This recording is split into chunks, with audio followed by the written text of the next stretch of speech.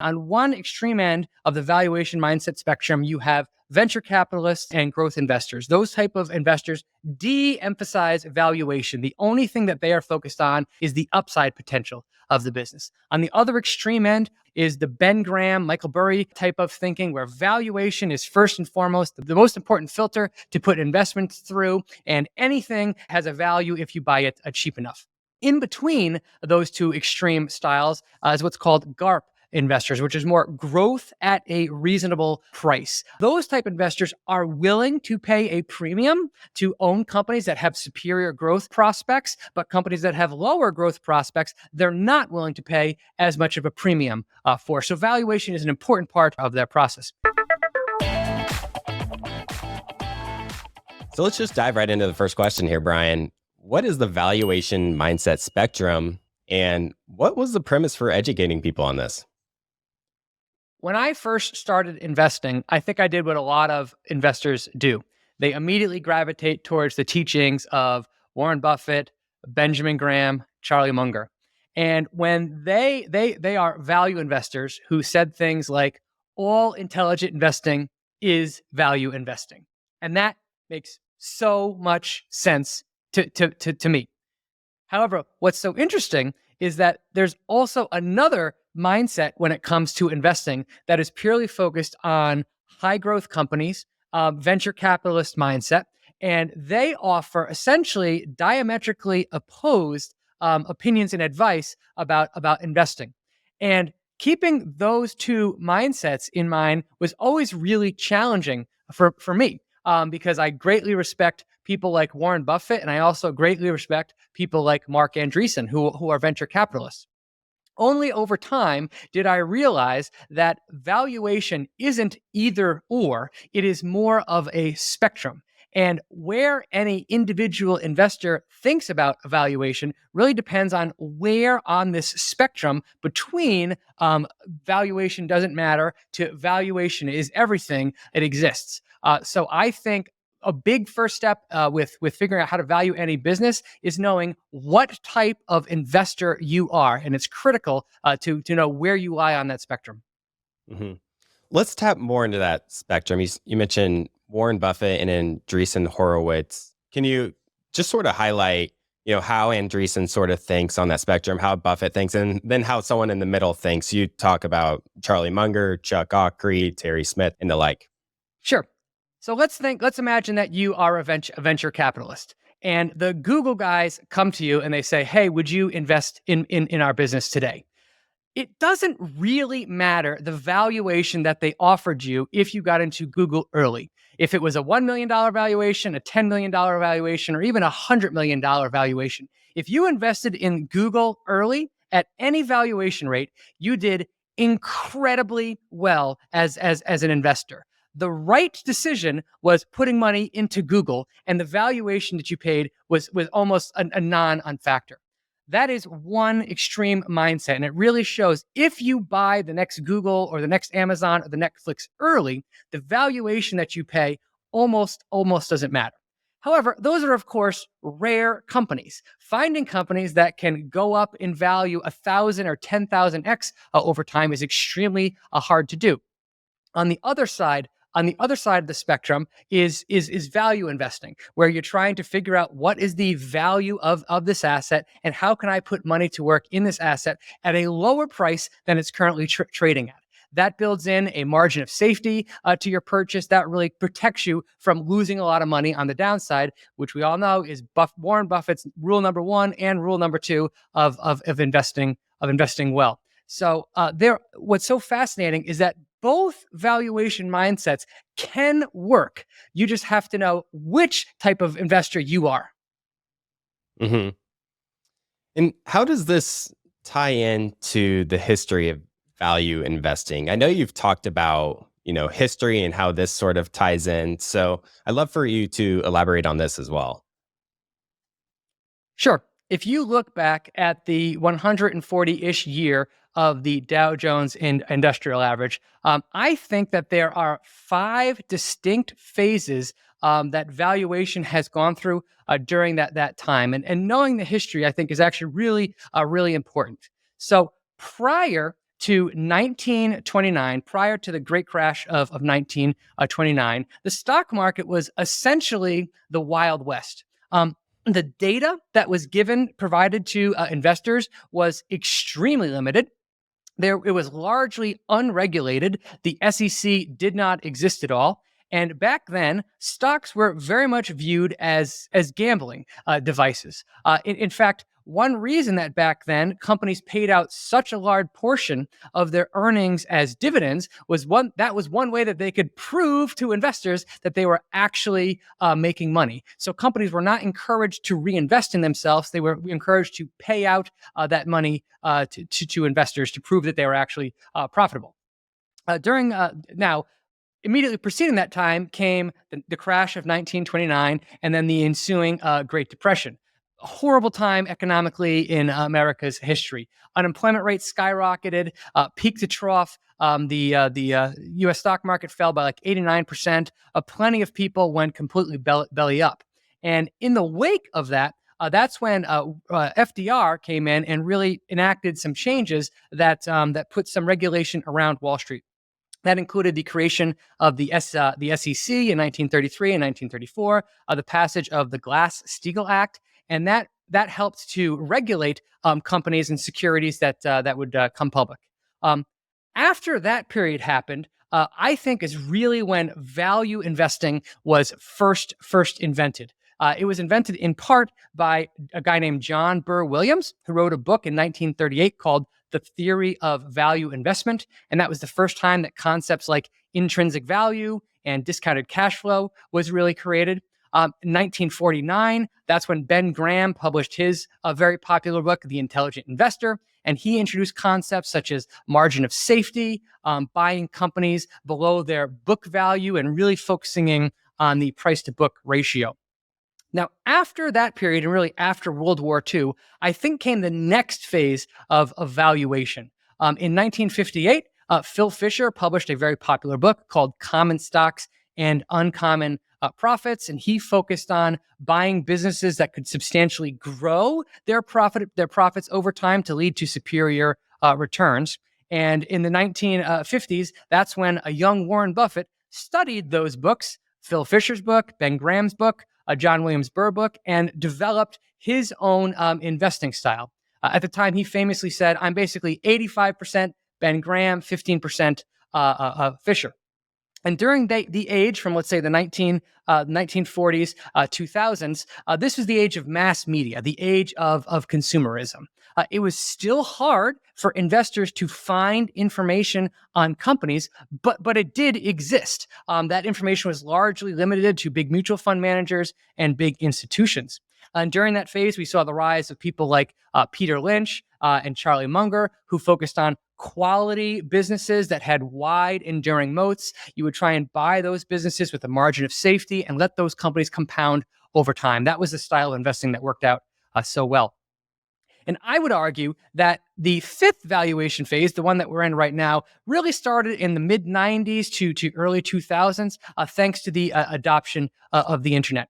It was really during that time that we saw a massive rise in venture capitalists.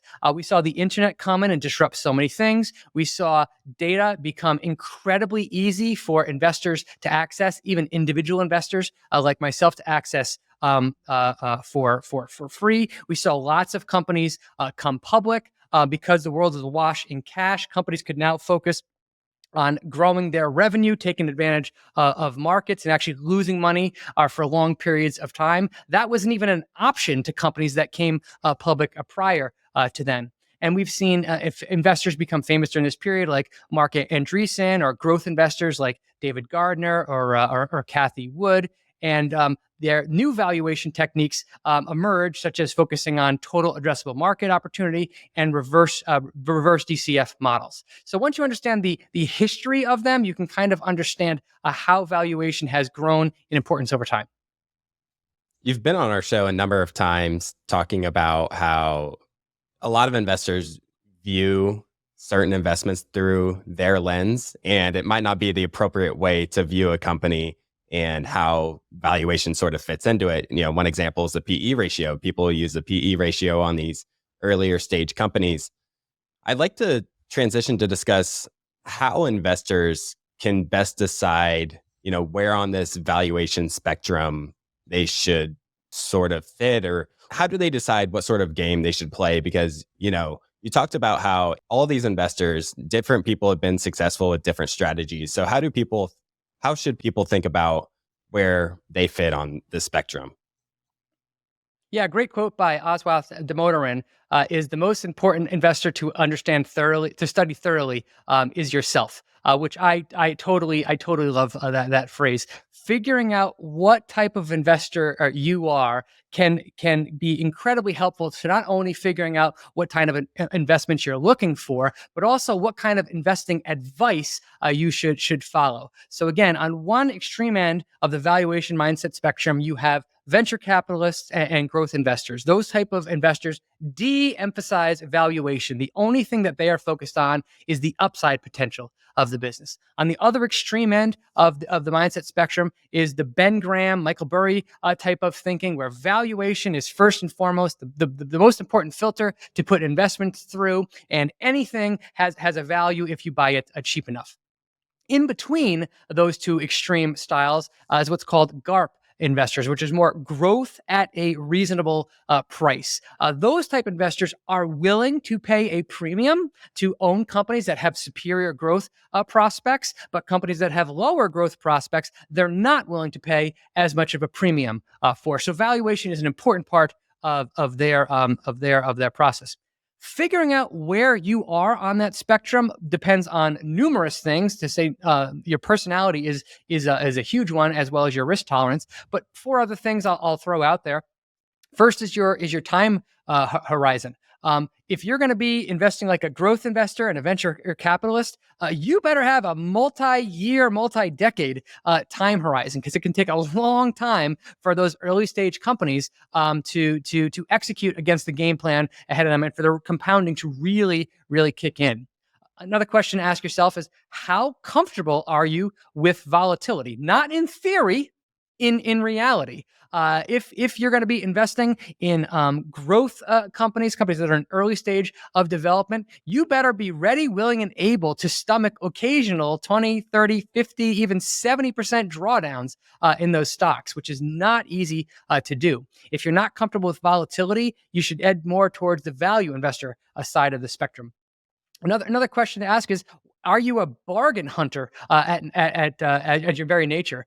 This is how I started out investing. In my real life, whenever I'm purchasing goods for my house, I look for bargains. I like to know that I'm getting a good value for something, and I applied that same mindset to the markets when I first started investing. I was looking for stocks that were cheap and dividend yields that were high. That kind of appealed to me. If that appeals to you, perhaps you're naturally drawn to value investing.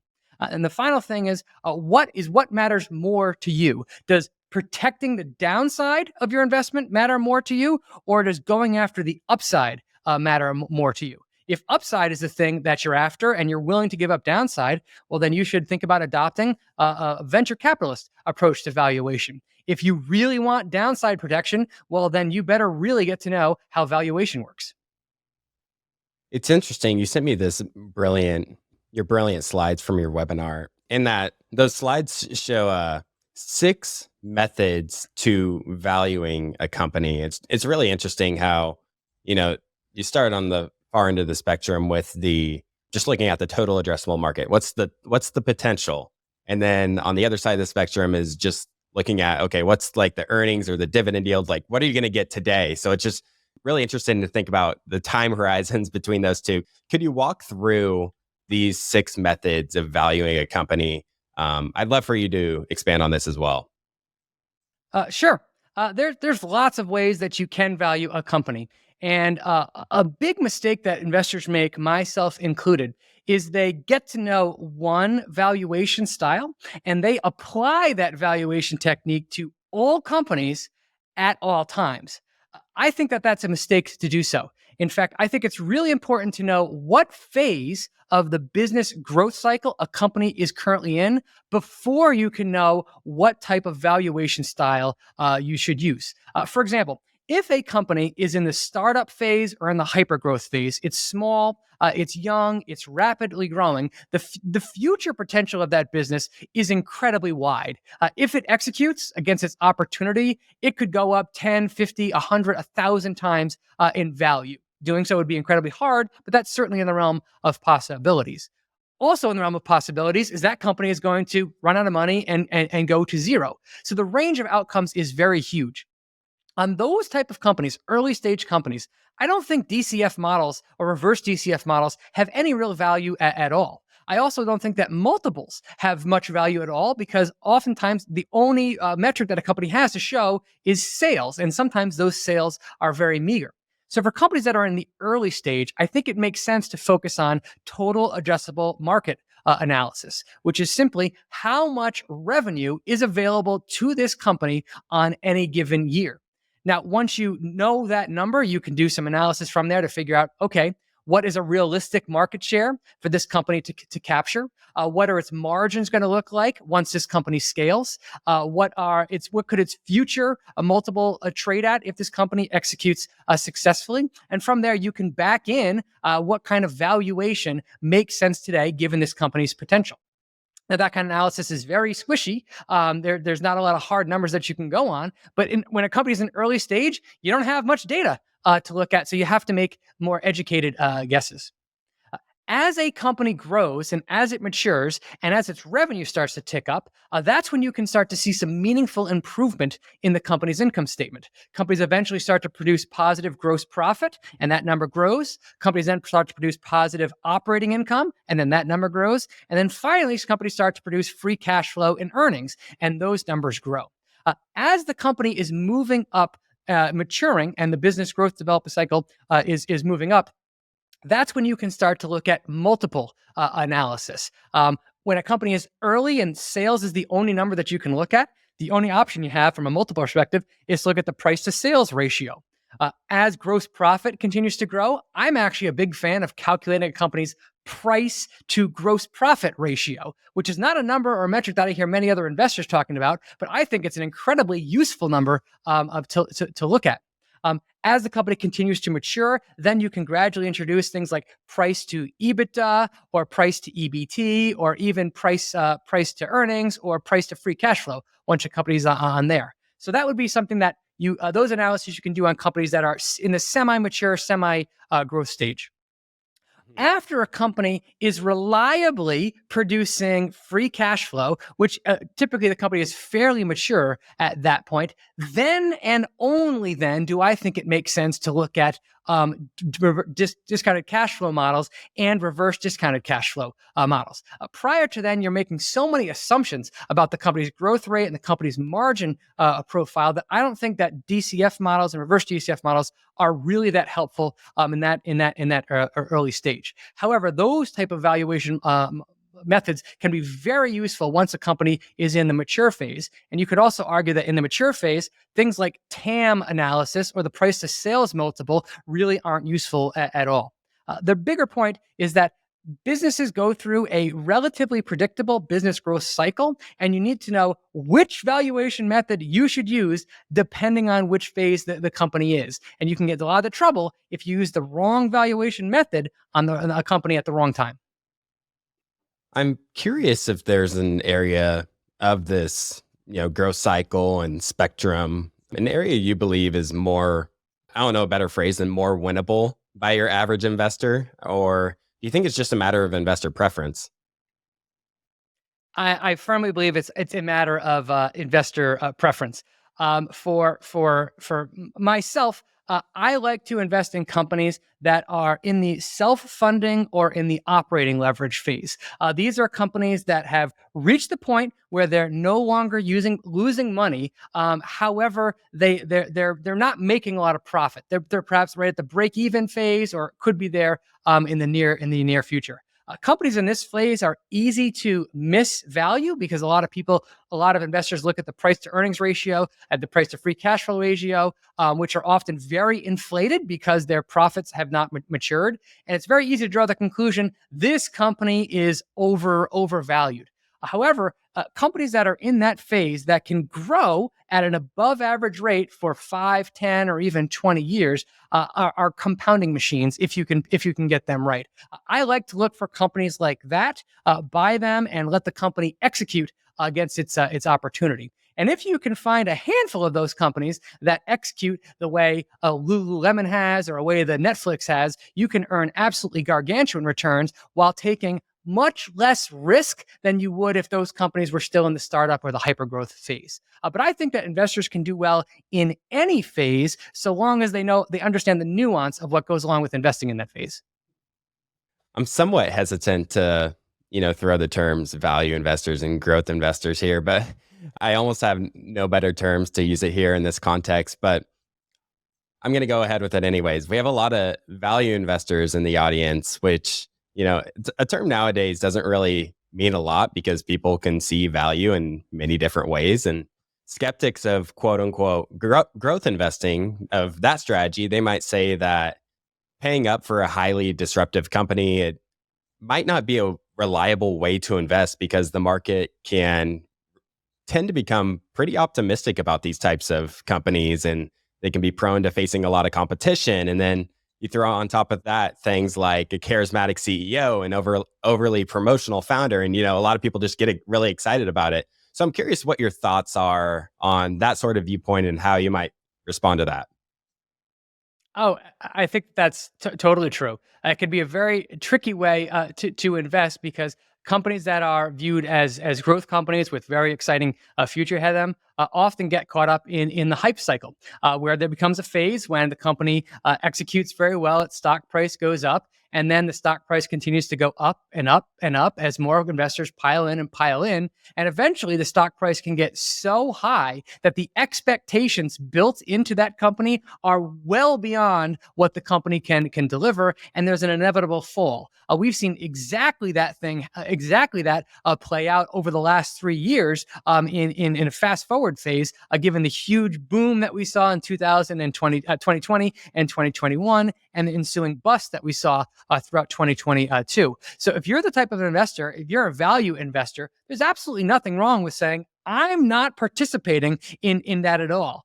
I want nothing to do with looking for the next growth stock that will be able to perform, survive that hype cycle, and then execute from there. However, if you look back to the 2000s, we saw an enormous bubble in lots of companies, and the ensuing bust wiped out tons of businesses. However, that ones that survived that phase have become household names today. I mean, Amazon is obviously the poster child for such things, but PayPal was also born in the exact same period. So it can be very challenging to figure out which companies are going to be able to go through that hype cycle, emerge the other side, and continue to execute. But if you can do that successfully, you can earn life-changing returns on some of those investments.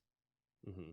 And I think a couple other points that relate to that is you definitely have to have a really long time horizon. You have to be able to hold it out to see that sort of long tail really play out. And then the other important point, I think, is power laws, where a small, very few number of stocks drive the majority of the returns. And just holding one or two of those out of, a huge portfolio, it really just pulls the whole portfolio ahead. So I think power laws is another concept that's really important to understand if you're taking that sort of strategy. Absolutely. I mean, that power law strategy that you're talking about is the reason that index fund investing works so well. Yes, you're guaranteed to essentially get every single loser, but you're also guaranteed to hold every single mega winner. And if you look historically over time, it's only a minority of stocks that literally account for the vast majority of the returns of the market over time. So yes, if you're going to be investing that style, you have to go in knowing that you're going to be wrong a whole lot, and literally a handful of investments will make or break your portfolio. But that is how stock investing works. Mhm. Now, some growth stocks are now trading below or around where they were in 2019, 2020, that time frame. Companies that come to mind are like Roku, Square. There's a long list of names. And then the sales of many of these companies are much higher than they were during that time period. And then I think about some other growth companies that are, have done quite well. They're trading at all-time highs or maybe near all-time highs. I think about Nvidia and Tesla. What are some of the things you look for in a higher growth name to help filter out and distinguish value accretive growth versus maybe value destructive growth? Yeah, the thing that I key in on is profits. You can be a hyper growth company that has a corporate philosophy with we're going to break even or we're going to produce a certain amount of free cash flow, a certain amount of profits, and some companies reliably do that. You also have companies that are hyper growth companies, and their mentality, their philosophy is we're going to deploy all of our capital back into reinvest growth, and we're going to lose money and depend on outside investors for years to come. I think that those companies in the latter group, the ones that were dependent on raising capital from outside investors, they have been hit very hard, and rightfully so. Because for those companies, a falling stock price is a massive, massive problem. When your valuation collapse, when you need to raise new capital, doing so can be horrifically dilutive to the company itself.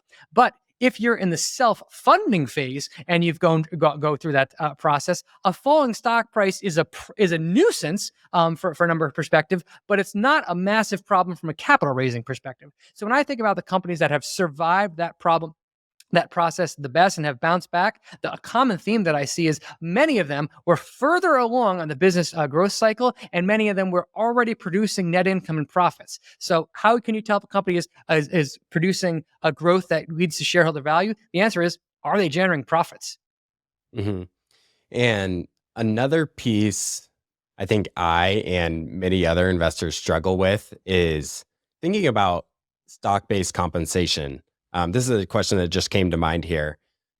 Do you have any tips for investors in working through stock based compensation, whether it be a certain percentage of revenue that might be acceptable, or is it focusing more on the company's vision and their management and long term thesis, or maybe even just simply subtracting out the stock based compensation out of the profits and then just kind of filtering it out and kind of not thinking about it too much?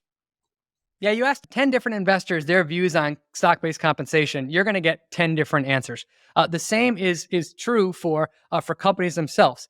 Some companies have very generous, almost egregious levels of stock-based compensation just built into the DNA of the company.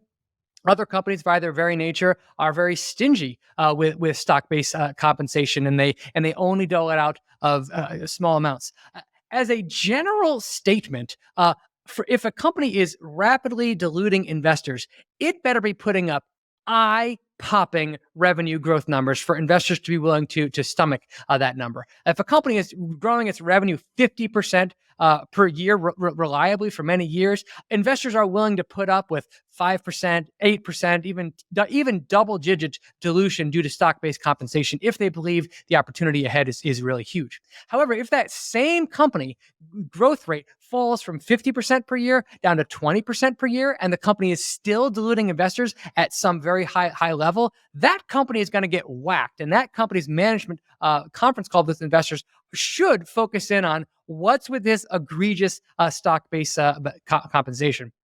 My personal rule of thumb, and it's just a rule of thumb, is if a company is growing extremely rapidly, more than 25% per year, I'm okay with 3 to 5% dilution being due to stock-based compensation. More than that is when I kind of get a little perturbed by it. And if I see less than that, that's definitely a positive sign. For companies that are growing slower than that, I don't want anything more than 1 to 2% dilution annually. And I know that Buffett's rule of thumb is 1% dilution maximum per year. However, Buffett invests in companies that are typically in the capital return phase. So he's actually looking for companies that are reducing their share count due to stock buybacks. But if you look back at company like Salesforce.com, for example, Salesforce.com has been issuing tremendous amounts of stock-based compensation to its employees ever since it was founded, and that stock-based compensation remains high to this day. The dilution that investors have had to endure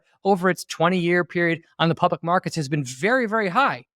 And that has not stopped that company from delivering multi-bagger market-beating returns for its investors. The reason they've been able to get away with it is their growth rate has been so high for so long. That's why nuance with understanding and looking at and judging stock-based compensation is so important.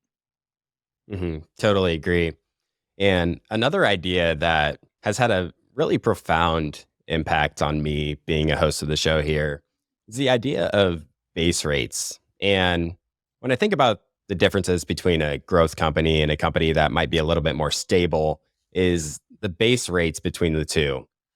Let's just take a company like Tesla, for example, like Tesla in 2012, totally different company than the Tesla of 2023. I think it's pretty difficult to justify a pretty large allocation to a company like that. Very real risk of it going bust. Musk has said that there were times where, they're weeks away from, not having cash to pay employees or anything else. And I think, when you have that very real risk, I think it justifies a relatively small position in a portfolio and almost thinking of it like more like a venture type bet. And then I think about on the flip side, I look at investors like Charlie Munger, Nick Sleep, and they find something that they're almost certain that's going to be able to continue to grow for 10, 20 plus years. And when they find that, they're going to bet big on it. And that's because they believe the base rate or the odds that they're right is really, really high. And to use an example, both those investors bet early on Costco and they still hold that investment 20 years later. I'm curious if you agree with this assessment of base rates and how it maybe applies to this valuation spectrum, if at all. Yeah, I think that's a wonderful point that you brought up.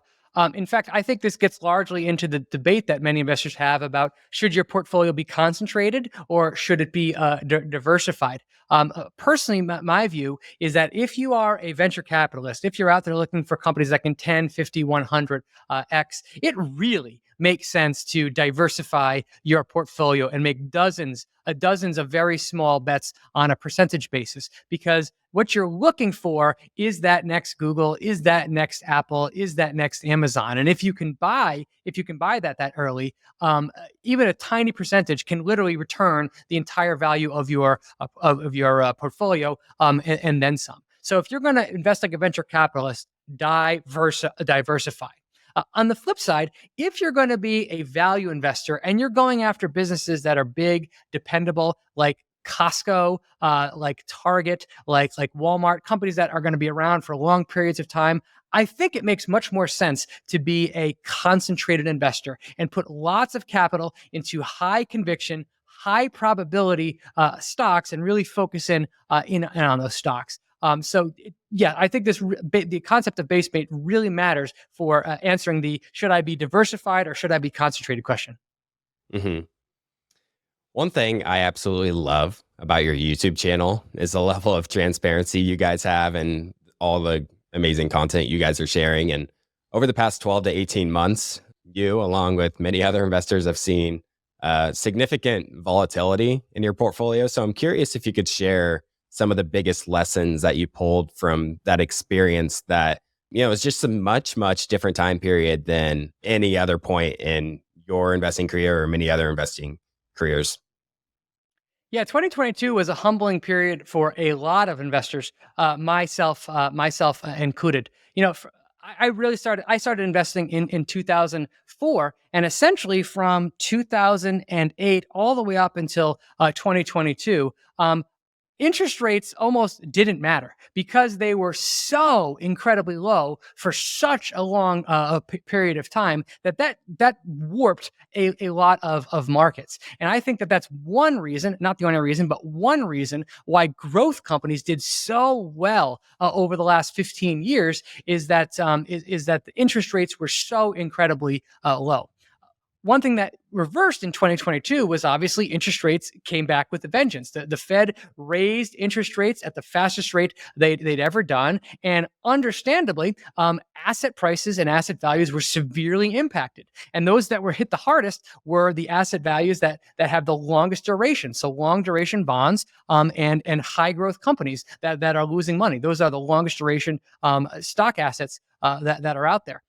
So rightfully so, we saw valuations absolutely get clobbered from extreme high levels in 2021 to more normalized numbers that we saw in 2022.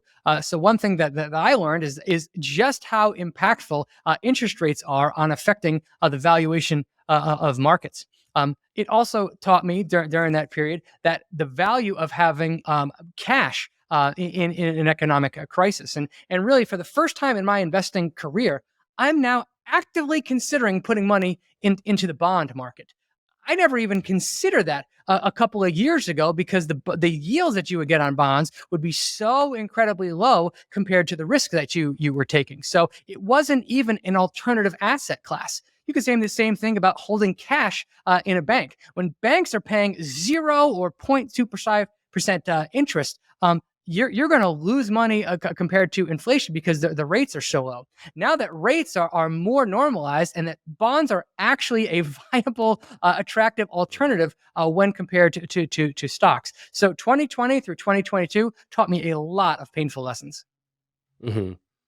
And I think another one I think a lot of people sort of learned is as the market continued to hit more new all-time highs almost every single year, then people would be very hesitant to raise cash. So in 2021, very few investors likely were raising cash. And then, 2022, many people found that to be a big mistake. In hindsight, I think that's another really big lesson too. Absolutely. Or how about this one? Investing is hard. Investing is hard. Investing the right way is very, very challenging. Not only do you have to be good with securities selection if you go that route, but the markets put a tremendous amount of pressure on the psychology that you face. You can have euphoria when stocks are going up and utterly depression when stocks are going down. Analyzing stocks is hard. Dealing with the emotions of investing is hard. So investing is hard, and that's okay to acknowledge, and it should be.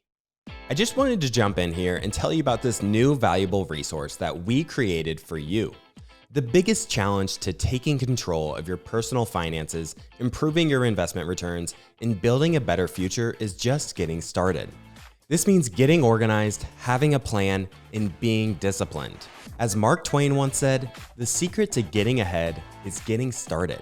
If you're not satisfied with where you're at financially, whether that be not having enough savings at the end of each month, watching your cash being eroded away by inflation, or maybe you're not sure where to get started with investing. Down in the description below, we put together a free guide for you called The 4 Simple Steps to Take Control of Your Personal Finances and Life. You can get this free guide by clicking the link in the description below.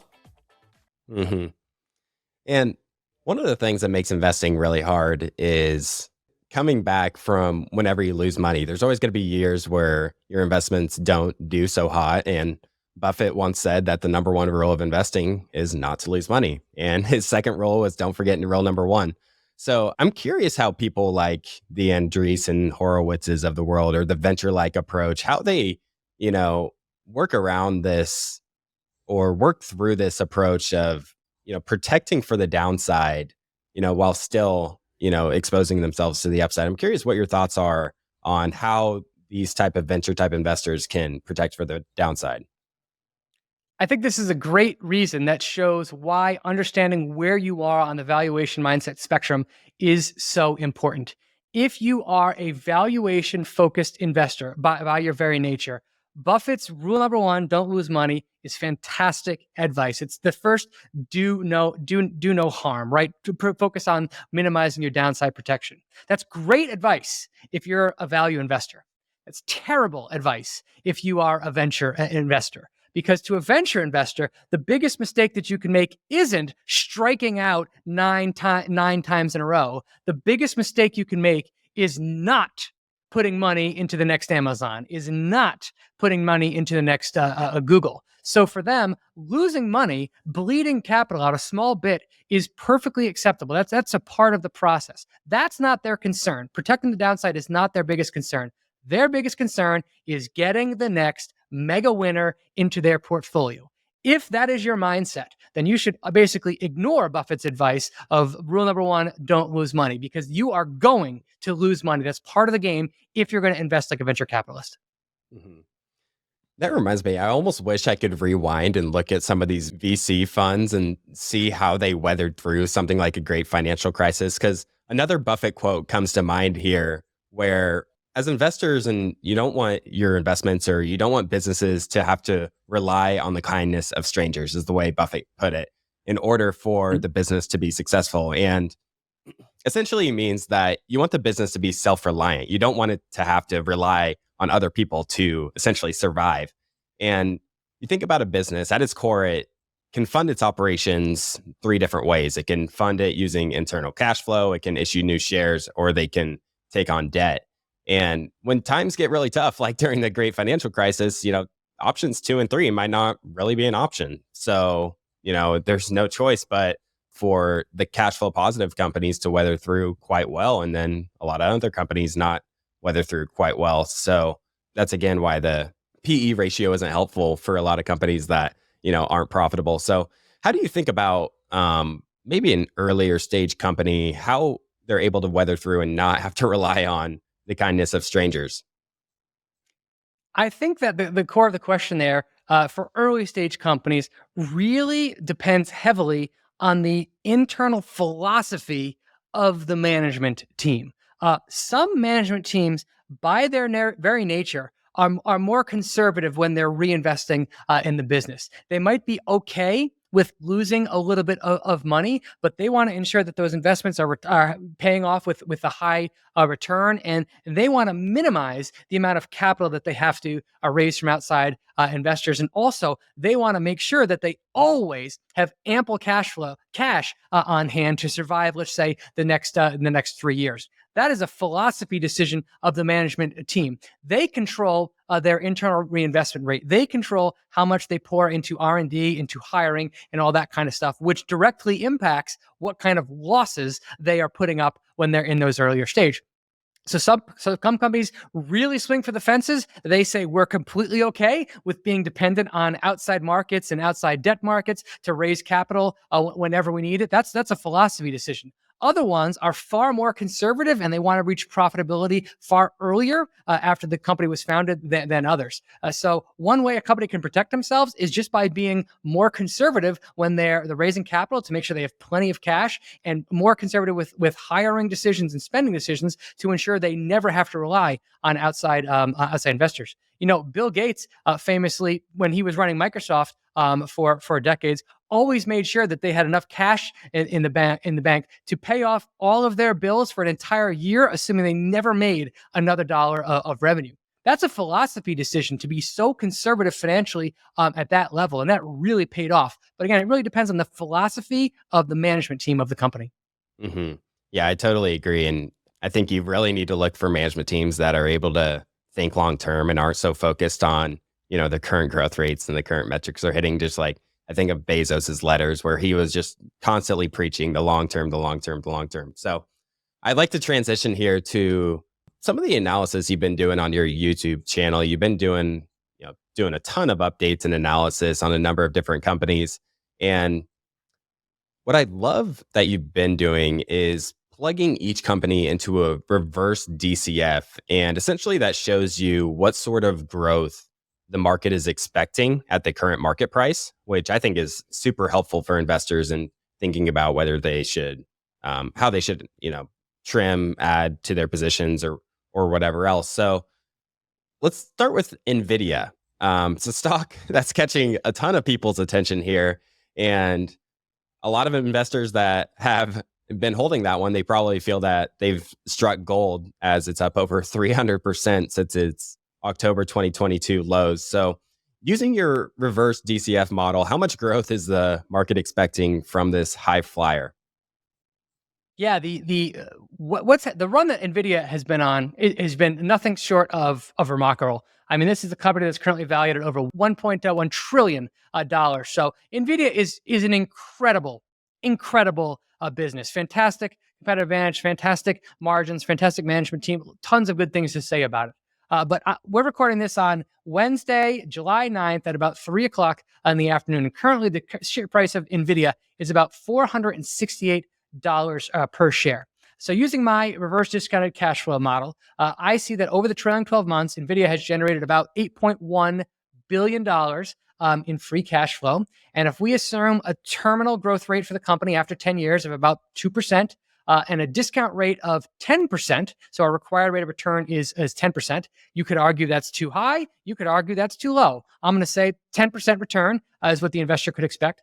I see that Nvidia would have to grow its free cash flow over the next 10 years at a 36% compound annual growth rate for today's price to make sense. Now, that might not seem all that high of a number if you think, 36%. But to give you some perspective, that would mean that NVIDIA's trailing 3 month free cash flow, which is $8.1 billion today, would have to reach $176 billion in a 10 years time. So that's a 23x growth in the company's free cash flow over the next 10 years in order for today's price to be justified and earn a 10% return on there. Now, I'm not betting against Nvidia doing that. I would never do that, nor would I short a company based solely on its valuations. But color me skeptical of the company being able to achieve that. And I say that as someone that has a huge admirer and believes that it's an incredible company. Mm-hmm. Yeah, I mean, the stock market's a place where you want to, place bets that make a lot of sense. And, sometimes there are bets that just don't heavily stack the odds in your favor, to put it lightly. So I want to transition to one more company here that you've covered on your channel. It's one we've actually been discussing here within our TIP mastermind community, where members of our audience have had the opportunity to connect. And the company is MercadoLibre, which I kind of think of as the Amazon of Latin America. A very interesting company that's doing a lot of really cool things, I think. And I believe you've held this company for years, and it's really been a big winner for you. So what's your updated assessment of MercadoLibre's progress? Yeah, MercadoLibre has been an incredible performer, both from a stock perspective and a business perspective. And it's a fabulously well-run business. To your point, it's the eBay of Latin America and the Amazon of Latin America and the PayPal of Latin America and the Craigslist of Latin America. It really is all of those businesses wound up into one, and it's been an incredible performer for me. To your point, I first purchased MercadoLibre in 2010 or 2011, so I've held it for more than a decade, and it's one of my biggest winners ever. And this company has just grown at an incredible growth rate over the last 10 years. It's compounded its revenue at a 44% growth rate, and that number clocked in at over $11 billion last year. Now, what's interesting about MercadoLibre is that it's gone back and forth on the business growth cycle as it's grown as a company.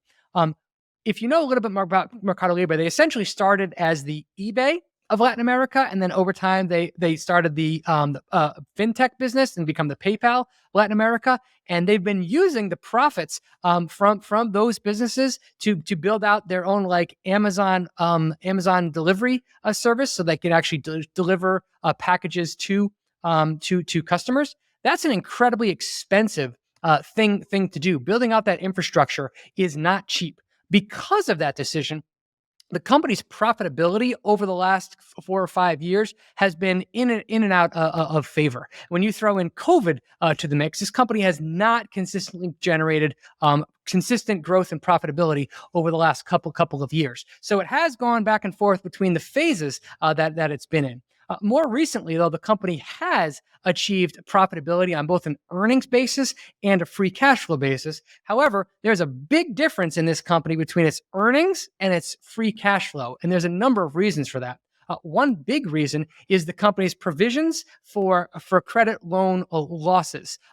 Because of their provisions have been relatively high, that makes a stark difference between this company's reported earnings and its reported free cash flow. So its free cash flow is actually much higher than its stated earnings. However, when I look at MercadoLibre today, I see a business with a very strong competitive position, still growing at a very strong rate, has multiple businesses that are growing under its wing, and I think can continue to grow at a rapid rate for many years to come. So its valuation today, depending on how you judge it, looks fair to me, or it's fair to being on the pricey side. But this is a company that I could easily see myself holding for the next 5-10 years plus. Hmm. So, given the drastic differences between net income, free cash flow, which metrics do you think are most valuable for valuing Mercado Libre? Yeah, I'm a free cash flow guy. When forced to choose between earnings and free cash flow, I will take free cash flow every time. And Mercado Libre's reported free cash flow is much higher than its reported net income. Now, I do respect the fact that this company is provisioning for credit losses, and it's hard for me to gauge as an outside investor whether those provisions are appropriate or too high or too low. That adds a whole nother level of complexity. So one thing you can do is just kind of go in the middle of the company's reported earnings and its free cash flow and use that as a profitability number for the business. But for me, when I'm looking at Mercado Libre, I'm not necessarily solely focused on the bottom line. I want to know what the growth rate are of the company's the businesses. Is the fintech business continuing to grow rapidly? Answer there is clearly yes. They're attracting new customers. They're rolling out new features. They're shipping more packages than ever. More people in Latin America are still coming online. So as long as the valuation doesn't get incredibly egregious, I'm personally content to hold so long as the business continues to grow as it has. Hmm. As I mentioned previous times on our show, you've called out why we shouldn't be using the PE for a lot of companies, and Amazon's the poster child for this. So I'm curious if you sort of take the free cash flow at face value when valuing Mercado Libre, or if there are any adjustments you think are necessary for a business like this. Yeah, I wouldn't take the free cash flow at purely face value. When you dig into the sources of that free cash flow and the difference between that and the earnings, I think that you need to make some adjustments. So if I'm looking properly, I see that Mercado Libre is trading at about 17 times a price to free cash flow basis. I don't think that figure is accurate. I think that is understated, given the dynamics that are happening between net income and free cash flow. Its price to earnings ratio, at least on a trailing basis, currently at about 98. So PE ratio of 98, price to free cash flow of about 17. Obviously, there's a lot of differences between those two numbers from a valuation perspective. If you kind of take the midpoint, I would think it's priced appropriately given its growth potential. But again, this is a company that has to continue to execute to justify today's price. Hmm. And still relating this company back to Amazon, I think about how so much of Amazon's market value, in my opinion, is derived from AWS. And it seems like Mercado Libre is sort of turned into a play like this, where you purchase it with, the intention of thinking that this company has so much optionality, and you trust the management team and the way they're able to navigate entering new markets, new regions throughout Latin America and such. So do you still foresee sort of a similar dynamic where it's almost a bet on the management team and their ability to, almost like a call option on all these different business units, and one of them is almost certainly, in your opinion, able to become not obviously as big as AWS, but something like it? Absolutely. When I think back of the best investments that I've ever made, many of them, not all of them, but many of them, I bought for one business. And while I've owned it, they've developed a completely different business that has moved the needle from a revenue perspective. Amazon has done that. Mercado Libre has absolutely done that. Tesla is really starting to do that. So I think the optionality of a business, the ability of a company to launch new products and new services that open up needle moving revenue opportunities is a very, very attractive business trait. When I think about Mercado Libre, I absolutely think that it has that in spades. Mhm. Awesome, Brian. Well, again, as I mentioned at the top, I always appreciate you sharing your time with our audience. Really, really much appreciated, and can't wait to hopefully have you back again someday. So before we close out the show, how can the audience get in touch with you and learn more about your resources, the valuation mindset spectrum, and anything else you'd like to share? Sure. So the easiest place to connect with me is on Twitter. I'm at Brian Feroldi. I do want to call out a free resource that I have created. I have a website that's valuation.school. The dot instead of .com, it's .school. If you type that into your browser, I created a free 7-day email-based valuation school that goes through many of the valuation multiples that we talked about here, discusses the valuation mindset spectrum, talks about the business development cycle, as well as has visuals along there. So if your listeners are interested in learning more about valuation, check out valuation.school. It's free. Awesome. We'll be sure to get that linked in the show notes for those interested. Thanks a lot, Brian. Thank you for having me, Clay. Always a pleasure to be here. In order to outperform the rest, you have to outlearn the rest, because value investing profession is a highly competitive intellectual sport, and you have to be a learning machine all the time. And if you embrace this attitude of learning all the time, you can establish a very good long-term track record both for yourself and your clients. But you have to have this passion for learning.